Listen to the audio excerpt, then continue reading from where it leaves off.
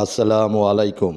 আসুন আমরা হজরত মুহাম্মদ সাল্লাল্লাহু আলাইহি সাল্লামের কয়েকটি গুরুত্বপূর্ণ হাদিস শুনি।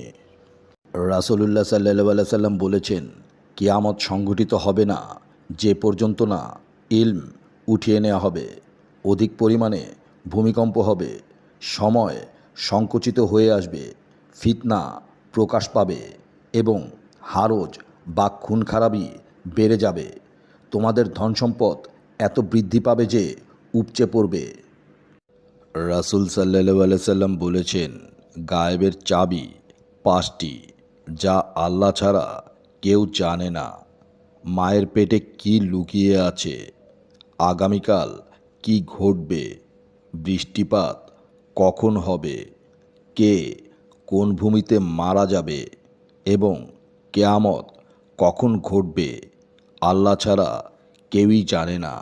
রাসূলুল্লাহ সাল্লাল্লাহু আলাইহি সাল্লাম বলেছেন, নিঃসন্দেহে কিয়ামত দিবসে সকল হকদারের হক আদায় করা হবে, এমনকি শিংবিহীন বকরির পক্ষে শিংবিশিষ্ট বকরির গুতার বদলাও নেওয়া হবে।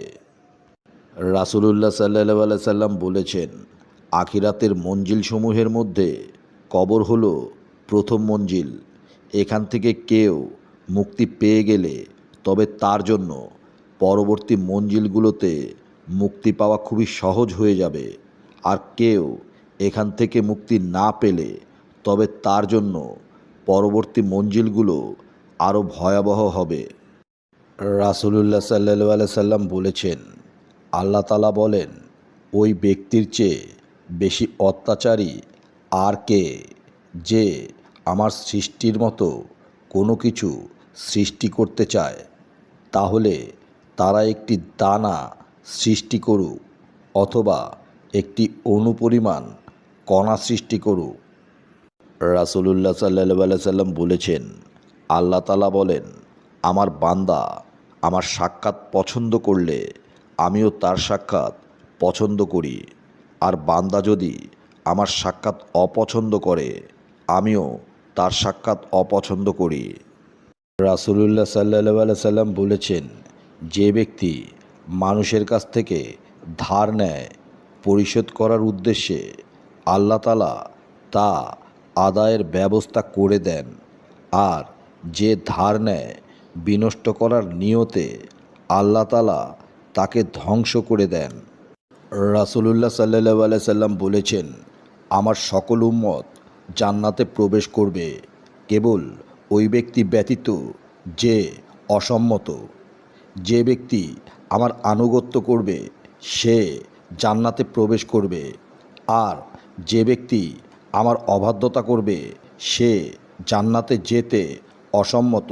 রাসূল সাল্লাল্লাহু আলাইহি সাল্লাম বলেছেন, কোনো বান্দার দুই পা কিয়ামতের দিবসে এতটুকুও সরবে না যে পর্যন্ত জিজ্ঞাসাবাদ করা হয় কিভাবে তার জীবনকাল অতিবাহিত করেছে, তার অর্জিত জ্ঞান অনুযায়ী কি আমল করেছে, কোথা হতে তার ধনসম্পদ উপার্জন করেছে, কোন কোন খাতে তা ব্যয় করেছে এবং কি কি কাজে তার শরীর নষ্ট করেছে।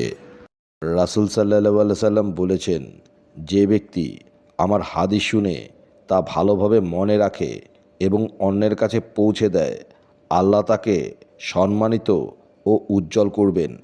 কারণ সে নিজে হয়তো ভালোভাবে বুঝে না, তবুও তার মাধ্যমে সেই হাদিস এমন মানুষের কাছে পৌঁছে যায় যা তারা ভালোভাবে বুঝতে পারে এবং বুঝাতেও পারে।